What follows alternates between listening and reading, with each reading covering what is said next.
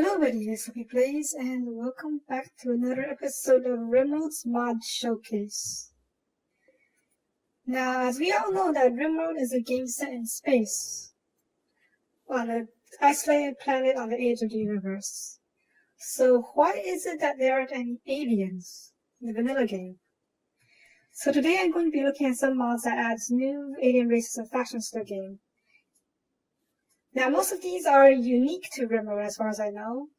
There are plenty of race or mods that add races from other franchises like the Star Wars from Mass Effect, Twilight from Star Wars, and I think even the Jafar from the Stargate series. But yeah, I'll only be looking at the ones unique to RimWorld. So starting off, we have the Xenn Race by Xenn. They are a race of wolf people, which are an embodiment of 80s actions badasses. They come with really cool weapons, such as the Xenn Burn Cannon and the Xenn Frost Cannon, which have really long range for just a simple rifle. You want to be careful with the Xenn Burn rifle though, because whatever they hit will catch fire. Let me see if I catch something for you over here. Oh no, you see? Give it a second. Yeah. Whoever gets hit is set on fire. So if you're not careful, you may end up with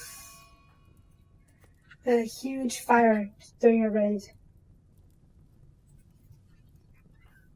Now, they also come with some really cool armor, like the Dusters. Dusters with built-in armor inside it. But I think the most coolest part of them all is the sunglasses they have. Just look at them. If that's not Action Hero, I don't know what it is. Next we have Orassans by Diana. They are a race of cat people who come from an ice-cold planet, and as such they really like the cold temperatures. It comes with a lot of energy weapons ranging from rocket launchers to LMGs to shotguns to even a special cryogenic launcher, which is actually cool. As you can also see, they also come with really cool armor, power armor, and a special environmental suit called the The SA Sakri suit. They call it Sakri. Really cool stuff. But I think the coolest weapon would be, well, other than the rocket launcher, let me show you real quick.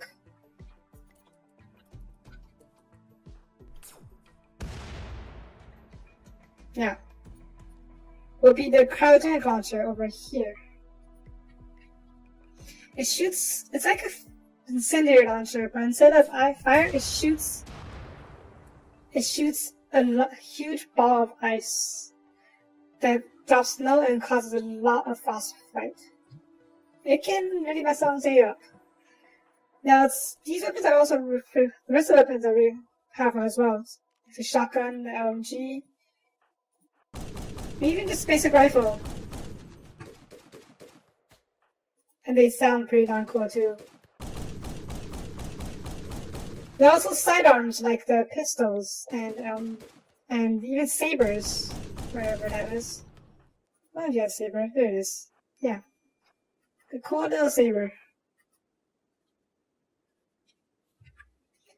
You can do research in order to unlock most of these items, including the armors, the weapons. And I'm pretty sure you can do research to unlock the swords as well. Next we have the Orassans' mortal enemies, the Nihao, also by Diana. They are described as, and I quote, the race of catfish space Nazis. Why? Well, they are a highly xenophobic race that will basically enslave and kill anyone that's not a Nihao. So yeah, in game they act like pirates. You can capture them and you can also start with them play as them. But they are not too, well, they're pretty hard to deal with to recruit. If you're playing as them, try not to have any other allies or any other aliens in your colony, or any non-Nihao for that matter. In fact, their starting scenario actually says suffer not the Xenos to live. Which basically, and they actually tell you that you can't trade with alien factions, non-Hell factions, and you must treat all the prisoners horribly. So yeah. In universe, they are not abusive nice people. They also come, like the Orassans, they also come with their own weapons and armor. As you can see, we have some have the sniper. We have snipers. They have their own power armor. They have shotguns, pistols, ChJees, rocket launchers. But one of their most interesting additions is the drakes that they bring on the raid sometimes. It seems that they had tamed the drakes and used them in battle, or as a general hauling / pack animal. In battle, they are pretty dangerous to deal with, so don't underestimate them if you ever get raided by them. Or if you decide to attack them for that matter.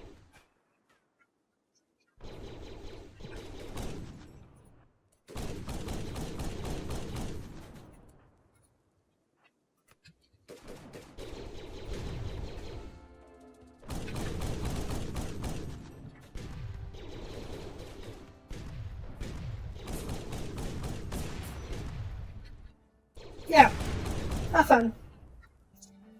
Now the next mod is called Ferian Race by Bichang. Bichang. I apologize if I pronounce it horribly, but I'm really not sure which one it is. Now, the Ferian race is a fox-like race of aliens. They are not very strong physically, but they have really good fit social stats. They're a bit faster than their usual pawns, and they have really nice bonuses to diplomacy. Especially if they have the trait called Mysterious Energy added to the game by this mod.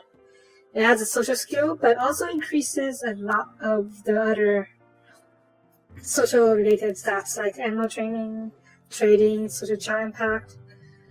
And it does increase your psychic sensitivity though, but I think overall it's worth it.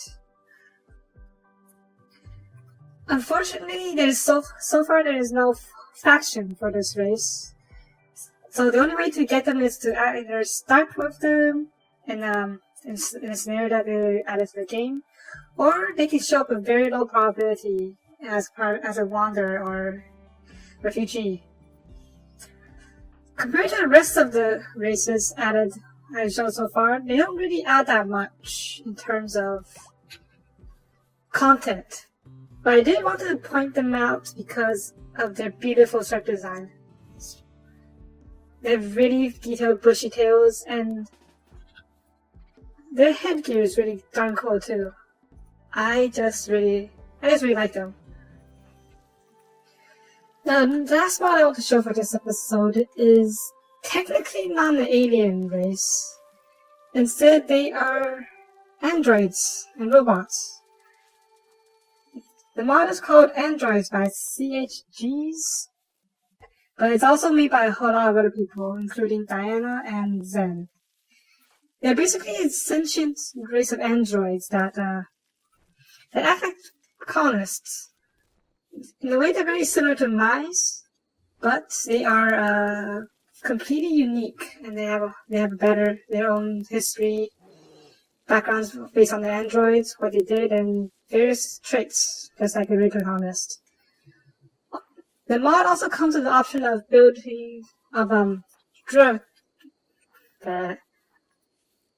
mod also has the option of having droids, regular soulless automatons that basically just act like extra manual labor for your colony.